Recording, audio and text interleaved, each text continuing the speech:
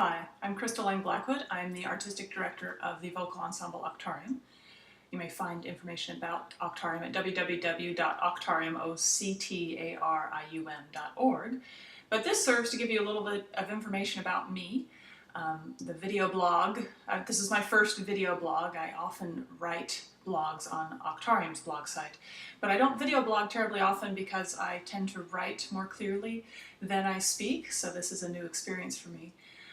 But I'd like to give you a little bit of background about myself because I think my story is a story that demonstrates how your path as a musician might be unexpected in many, many ways. I did not know that I was a musician for a very long time. My childhood is filled with geology and interest in science. I lived in Jamaica for a while. For a long time I thought I was going to go around and drill oil wells. But at some point, back in the States, I went to high school and I needed a fine art to graduate under the honors plan, and so I joined choir because I could read music. I had taken some piano, and I thought that would be the easiest fine art, and I discovered I could sing. And not only did I discover I had the talent for singing, I discovered that I had the passion for it as well. And so after high school, I went to Texas Christian University in Fort Worth, pursuing a bachelor's degree in music education. I wanted to be a choir director. But as fate would have it, after college, I didn't teach in the public schools. Instead, I married my husband, Kendrick, and followed him around. He's a journalist, and followed him around from job to job. And in every town I ended up in, I taught private voice and found places to sing. And so I ended up doing a lot of things like this.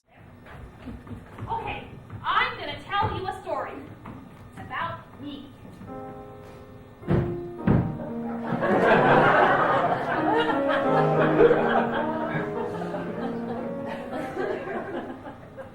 Sometimes in the morning, before the first bell rings, I lie here wide awake, wondering all kinds of things, like who I am or what I'd be if I were not enough.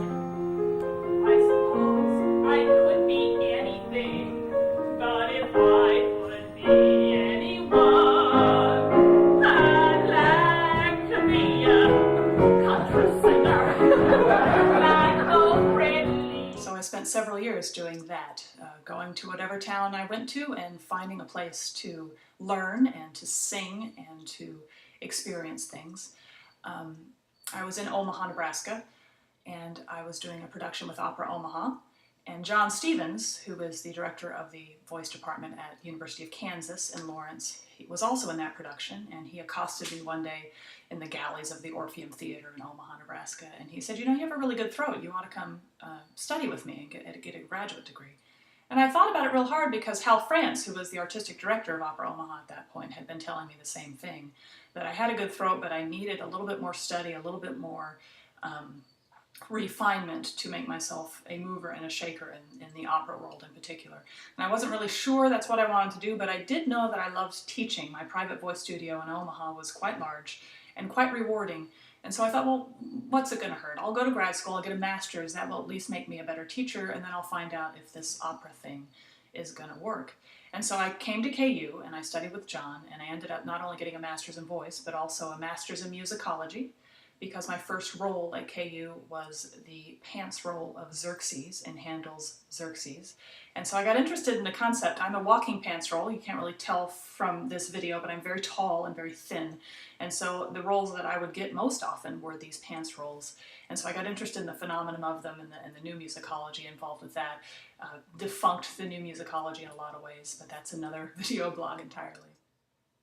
So I finished my master's in musicology and was filling out paperwork one day when one of those secretaries who runs the world told me, you know, you only have 2 classes left and you can get a doctorate in voice. Well, the 2 classes and all of the other projects and things, but I thought, oh, heck, why not? So I stayed at KU longer than I planned to, and I'm really glad I did because I was there, I got the opportunity to sing the role of Jo in a production of Little Women by Mark Adamo in Kansas City.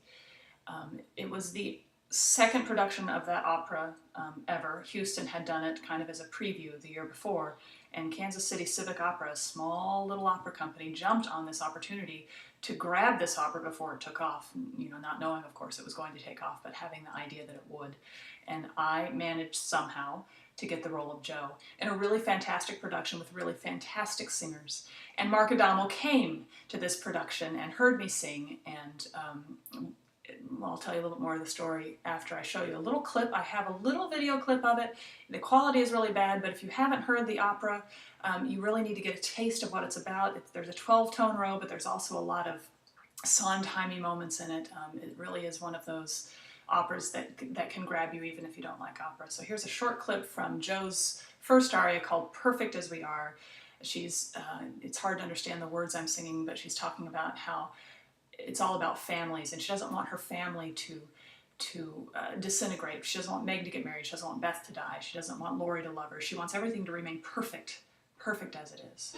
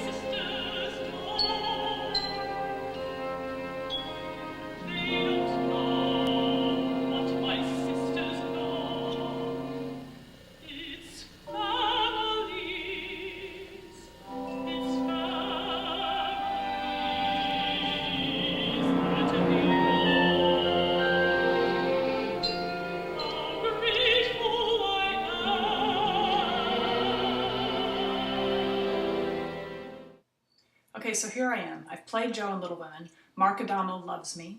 He has given me endorsements to play Joe in several other places, and the opera starts to take off. So every small and large opera company in the United States really is thinking about Little Women and doing it.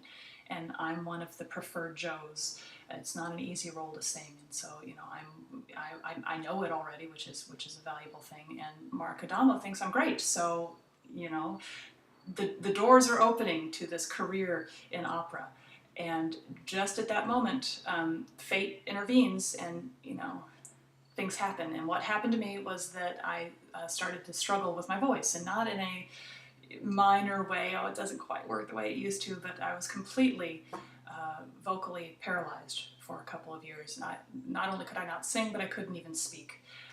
And another blog post entirely about why that happened, and doctors still can't quite tell me why it happened. I have theories, but I lost the voice. And when you lose your voice, when you are a singer, and you lose your voice for a substantial period of time, 2 years is quite some time, you start to wonder what's next. And do you leave music? I play the piano, but not well enough to make that my instrument of choice. The only instrument that I really could make art with was my voice, and I didn't have it anymore. So what do you do now? And what I did was I started Octarium. Certainly throughout the year, you'll be finding out a lot more about Octarium, as that is what my blog posting will probably mostly be about. Again, if you want some information right now, you can go to www.octarium.org and find out more, but as I think it's only supposed to be a 6-minute blog, and I'm probably at 8 or 9 minutes, I should probably sign off for this week. So thanks for hanging in with me, and I'm looking forward to spending a year with you guys and talking more about what I do and why I do it. I'll see you in a couple weeks.